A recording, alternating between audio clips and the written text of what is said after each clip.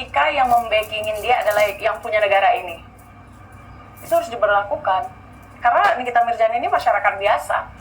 Yang dia nggak boleh seenaknya nyakitin orang, seenaknya menghina orang. Dulu saya pernah mention Kementerian Sosial, Dinas Sosial ya, untuk menertibkan public figure yang seperti Nikita Mirzani ini, suka ngatain sobat miskin, bansos dan lain sebagainya gitu, rakyat jelata. Itu kan bahasa-bahasa yang tidak mendidik. Kemarin ada yang bilang rakyat jelata aja tuh langsung diemprit staf menteri atau apa ya? Betul. Kenapa Nikita Mirzani enggak? Inilah yang menjadi pertanyaan di masyarakat.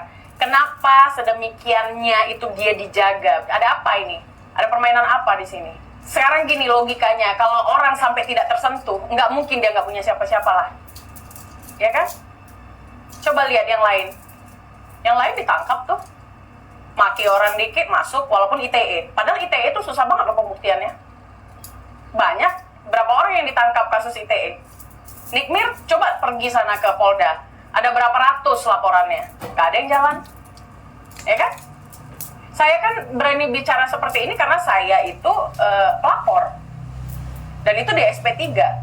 Dengan alasan-alasan yang saya hargai itu.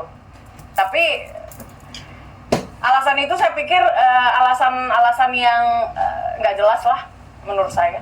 Udah jelas-jelas nomor saya disebar kok. Kayak gitu.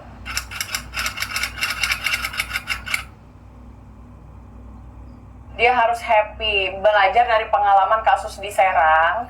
Dia itu memang didesain seolah-olah tidak sedih, tidak takut seperti itu. Padahal di dalam juga dia takut, dia nangis-nangis, dia nelpon sana-sini.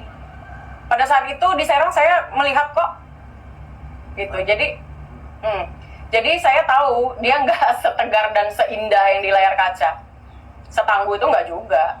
Kalau mengenai baju orange yang dikenakannya yang nggak sempurna ya, itu angkuhnya dia aja. Dan saya juga heran kenapa ya ada orang yang diborgol, Isa Jega diborgol, Mira Hayati dibuat kayak apa itu kan? Dia kok bisa hari gini seorang tersangka bisa senyum-senyum. Dewi Sandra aja kemarin dibully senyum-senyum. Kenapa nih Nikita Mirzani nggak dibully? Bully lah, boleh kan ya? Terus juga kayak banyaklah kasus-kasus yang sebenarnya bukan polisi aja yang harus menertibkan ini manusia. Bapak Prabowo sekalipun harus menertibkan Nikita Mirzani untuk apa? Untuk kembalinya rasa percaya masyarakat kepada penegakan hukum, kepada pemerintah gitu. Karena ini orang bertanya, dia siapa sih kok kuat banget gitu. Padahal kalau kita lihat jejak digitalnya, siapa sih dia? Biasa aja kayaknya gitu, artis biasa yang juga lebih banyak sensasinya daripada prestasi gitu. Dulu juga dia pakai penyangga leher, padahal saya tahu itu dia nggak sakit. Ya, saya kan punya bukti-buktinya waktu itu. Begitulah kira-kira, dia selalu mencari alasan sakit, anak, single parent. Padahal yang dia hina dan dia penjarakan itu juga seorang ibu. Ya kan? Ada berapa? Coba aja dihitung.